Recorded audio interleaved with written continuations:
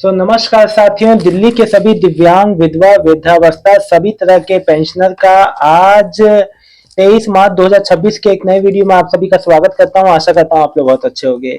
साथियों, सबसे पहले तो आज मैं बताऊंगा, कुछ मेरे भाई बहन मुझसे पूछ रहे थे कि हम लोग स्टेटस कैसे देखें।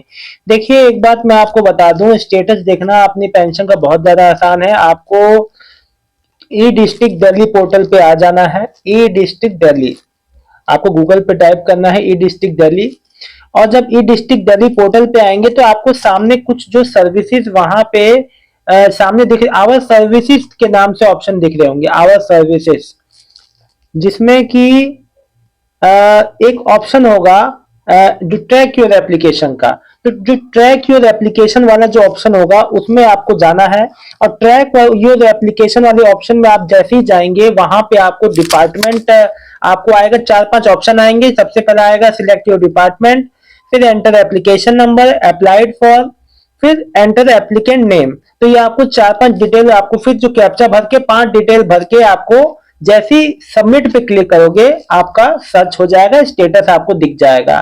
देखिए, इसके अलावा भी कुछ तरीके होते हैं जो मैं आपको बताऊंगा। देखिए, उसके अलावा ये तरीका है कि आप उमंग ऐप के थ्रू, जो फोन में एंड्रॉयड मोबाइल में उमंग ऐप एक होता है, सरकारी ऐप है। इसमें कई सारी जो चीजें होती, कई साल पहले लॉन्च हुआ था, गवर्नमेंट ऑफ इंडिया ने लॉन्च किया था। इसमें आप सोशल सिक्योरिटी पेंशन सेक्शन में जाकर स्टेटस चेक कर सकते हैं।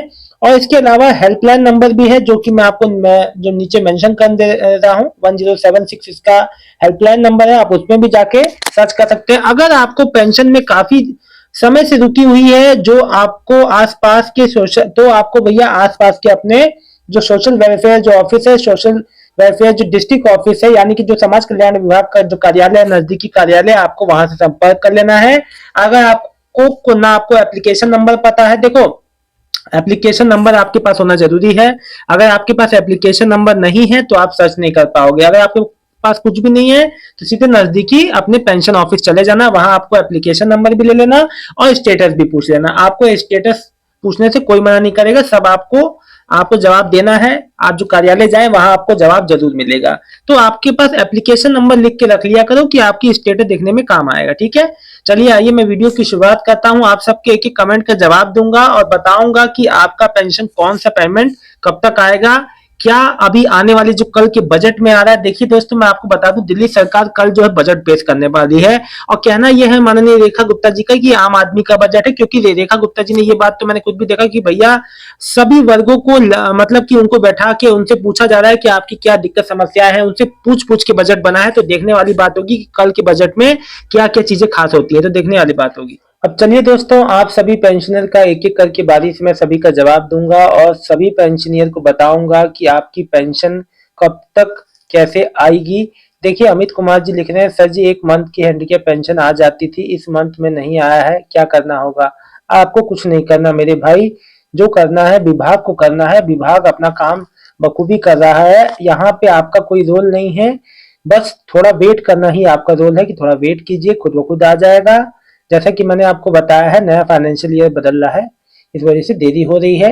और साथ ही साथ जितने जो पेंडिंग जो बैकलॉग वाले हैं, जितने भी, उन सबका भुगतान सुनिश्चित हो रहा है। और जो क्लोजिंग ईयर है, तो मार्च का महीना क्लोजिंग रहता है, तो इस वजह से देरी हो रही है। इस महीने के अंत तक आने की उम्मीद है, नहीं आया तो अप्रैल के फर्स्ट वीक में।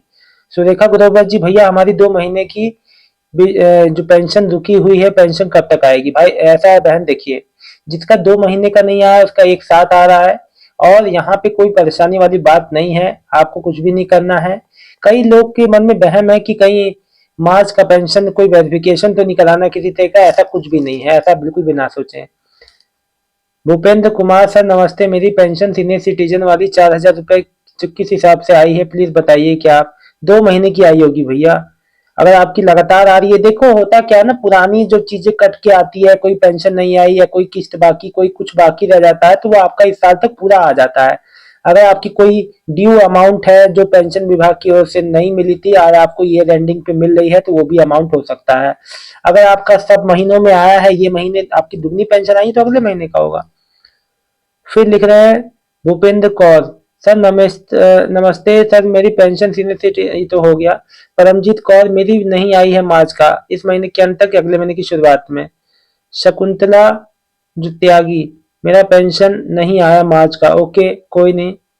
वैशाली जी, भैया हैंडीकैप पेंशन 2 महीने का आया है मार्च में। ठीक।